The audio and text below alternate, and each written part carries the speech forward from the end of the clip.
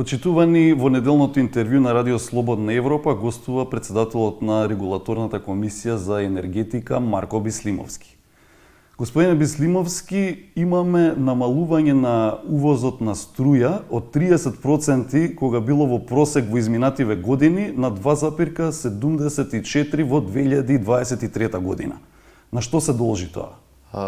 Значи, за прв пат по долги години увозот е сведен на минимум и да речеме горе-доле Македонија во 2023 била неутрална во однос на увозот на електрична енергија. Тоа пред се должи на голем број изградени на фотоволтаични електрани, кои што помогнаа македонските компании, особено кај нив, кај голем дел од нив самите си поставија фотоволтаици во тамо каде што имаат можност на своите кровови, и тоа е една од најголемите причини да го намалиме увозот на електрична енергија. Производството на електрична енергија од фотоволтаични панели во 2023 е зголемено за речиси 300% и изнесува негде околу 300 гигават часови, и кон оваа добра слика која што имаме во однос на увозот на електрична енергија, имаше и фактот дека во првите неколку месеци во 2023 работеше и термоелектраната Неготино. Овој тренд на изградба на нови фотоволтаици продолжува и во сега во оваа година. Некаде за 4 месеци веќе имаме издадено речиси нови лиценци кои што се за производство на електрична енергија, на електрани кои што се приклучени на соодветната мрежа.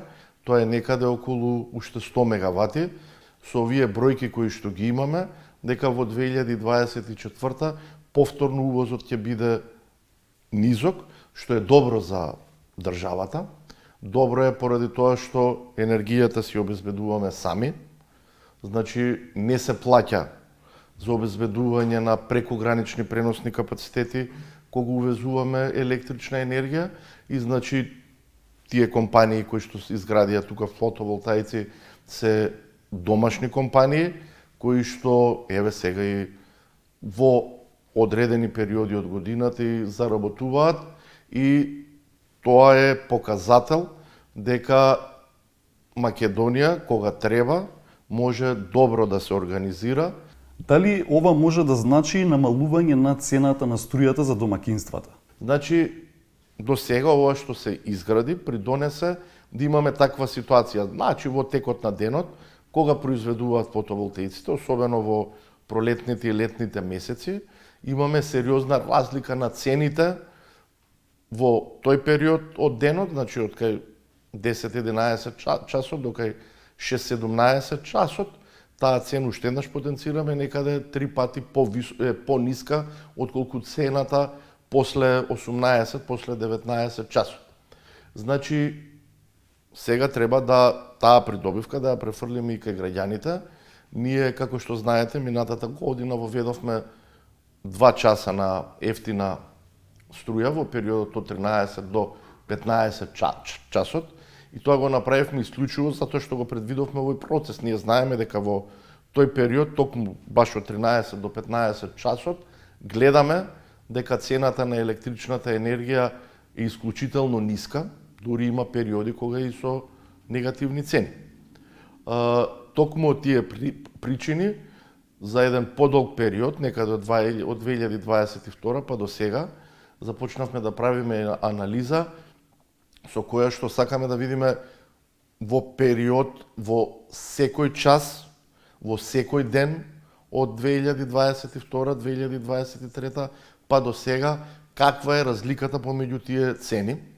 И од тие причини ја правиме оваа анализа, која што анализа ќе ни покаже дали има потреба и дали има можност да воведеме уште еден час дополнителна ефтина струја, која што би се проширила од 15 до 16 часот, со единствена цел да испратиме сигнал и до Евана Хоум, односно до универзалниот снабдувач, и до ЕСМ, во тие периоди кога е цената на електрична енергија најефтина, таа да се купува од берзи, со цел во тој период цената на таа ниска цена на електрична енергија да биде во корист и на граѓаните. Тоа ќе му овозможи на ЕСМ во тие периоди да прави заштеди на вода и таа вода да се користи за производство на електрична енергија во периоди кога цената на електричната енергија е далеку повисока. Дали ова значи дека ќе бидете фокусирани на проширување на ефтината тарифа, а не на намалување на цената на струјата? Со зголемувањето на ефтината тарифа го правиме да се искористи ефтината цена на електричната енергија во тие периоди. Исто така, со тој сигнал што го испраќаме до ЕСАМ и до Евана Хоум, да купуваат електрична енергија во тие периоди, особено Евана Хоум, ние на некој начин ќе обезбедиме и пониска цена на електрична енергија, која што сосема е возможно да ни обезбеди и намалување на цената на електричната енергија за домаќинствата. Порано, утврдувањето на цената на струјата се носеше еднашка годишно, но сега тоа ќе го направите на крајот на јуни. Зошто сега утврдувањето на цената се носи порано? Од минатата година започнуваме да ги правиме во текот на месец декември и тие ќе важат од 1 јануари. Сега ќе направиме исклучок бидејќи на 30 јуни престанува лиценцата на универзалниот снабдувач. Имаме согласно тоа што го имаме како информација, треба да остане истиот, но формално правно универзалниот снабдувач во декември набави електрична енергија само за првите 6 месеци од годината и сега негде во текот на месец јуни универзалниот снабдувач треба да набави електрична енергија за преостанатите 6 месеци од годината и тоа е една единствена причина зошто сега ќе носиме одлука за универзалниот снабдувач во текот на месец јуни и примената на оваа одлука ќе важи од 1 јули. Имаме либерализиран пазар на струја, но дали универзалниот снабдувач на струја дава најдобри понуди на граѓаните или пак тие можат да добијат подобри цени кај приватните снабдувачи? Она што го гледам сега како информација и во 2023, а и сега, набавната цена на универзалниот снабдувач реално во изминатиот период беше најефтина, таа негде 58 евра за мегават час, сега претходно беше 55 па 50, така да реално обезбедуваше најефтина цена на електрична енергија, поради тоа што ЕСМ ја превзема обврската 100% да му ги обезбедува на универзалниот снабдувач. Сега веќе може да се гледа дека домаќинствата кои што длабоко навлегуваат во четвртиот блок, веќе им е и поисплатливо да се купат електрична енергија на слободниот пазар. Тој тренд веќе почнува кај одреден број на домаќинства, но она што е особено изразито е кај малите потрошувачи, кои што имаат право да бидат и на регулираниот пазар, да бидат снабдувани од универзалниот снабдувач, одат на слободен пазар, сега им е поевтино да излезат на слободниот пазар на електрична енергија и кога зборам за мали потрошувачи, пред се мислам на дуќанчиња, кафичи, односно објекти комерцијални кои што имаат помала потрошувачка на електрична енергија. Има еден сериозен тренд тие од регулираниот пазар да одат на слободниот пазар на електрична енергија, каде што јасно е дека нивните трошоци за електрична енергија се намалуваат и за повеќе од 30%. Сметате ли дека граѓаните се доволно информирани за овие опции, наместо универзалниот снабдувач да одберат некои од приватните компании кои продаваат струја? Значи, во изминатиот период, јасни се и медиумските акции кои што ги прават снабдувачите. Тие сега за сега ги прават пред се кај се однесуваат на малите потрошувачи, но снабдувачите сигурен сум дека ќе имаат многу поголема медиумска присутност и ќе го објаснат тоа, така да ќе бидат информирани граѓаните. Но тоа е процес кој што ќе трае. Потрошувачката на граѓаните е насочена кон ефтината тарифа. Таму имаме зголемување на потрошувачката за 18%, но вкупниот обем е намален за 10%. Дали намалувањето на увозот значи дека граѓаните повеќе штедат? Граѓаните исклучително факт е дека штеда, и на тоа ги принуди пред се концептот кој што го ведовме со блоковите. Значи секое домаќинство внимаваше во кој блок да не дел од потрошувачката да не му отиде во третиот или во четвртиот блок, и тоа влијаеше на намалување на потрошувачката на електрична енергија пред се кај домаќинствата, и тоа е тренд кој што ќе продолжи и понатак. Дополнително, во 2023 имаме пораст на домаќинствата кои што поставиле фотоволтаични панели на своите кровови. И овие домаќинства, кога се на слободниот пазар, имаат поставено фотоволтаични панели на своите кровови, истите услови кои што важат за компаниите, истите услови ќе важат и за нив во моментите кога ќе продаваат вишоци на електрична енергија. Што мислите за формирањето на ново министерство за енергетика, рударство и минерални суровини, како што најавува ВМРО ДПМН, која ќе биде дел од новата влада? Значи, тоа и многу пати претходно сум го кажал, во изминативе 5-6 години, апсолутно сметам дека во Македонија треба да има министерство кое што ќе биде задолжено за енергетика. Токму во енергетската криза се виде колку е битна енергетиката за една држава.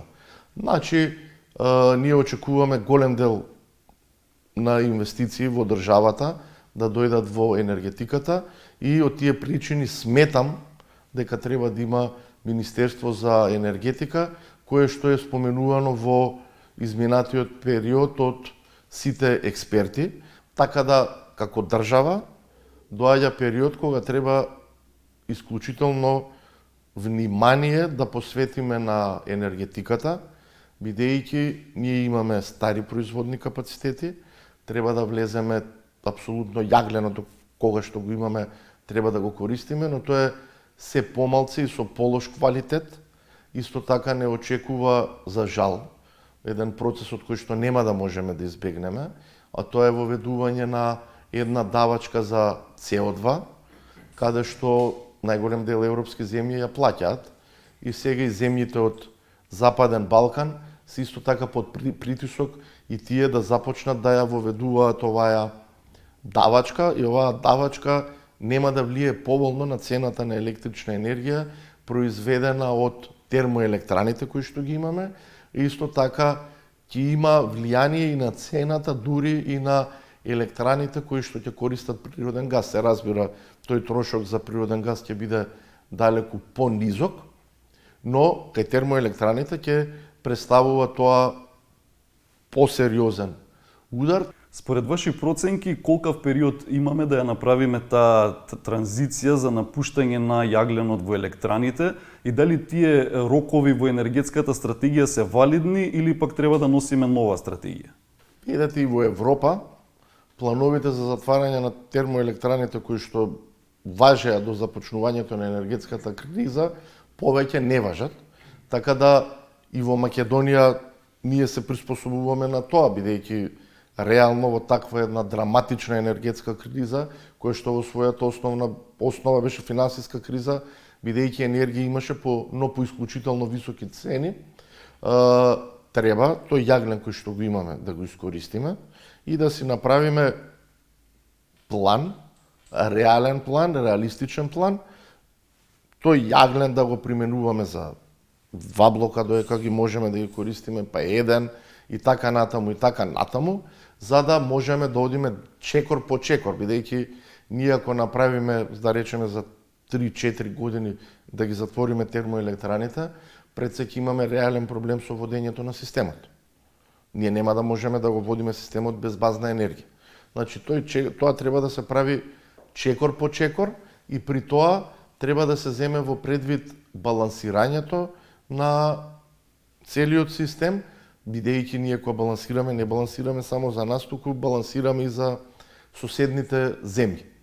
И овој процес треба да го водиме внимателно, во рокови кои што, и претходно сум кажал, кои што ни одговараат и на нас како држава. Треба да бидеме внимателни, да одиме чекор по чекор, со една единствена цел да обезбедиме енергетска стабилност, но она исто така што е многу побитно да обезбедиме и ценовна стабилност.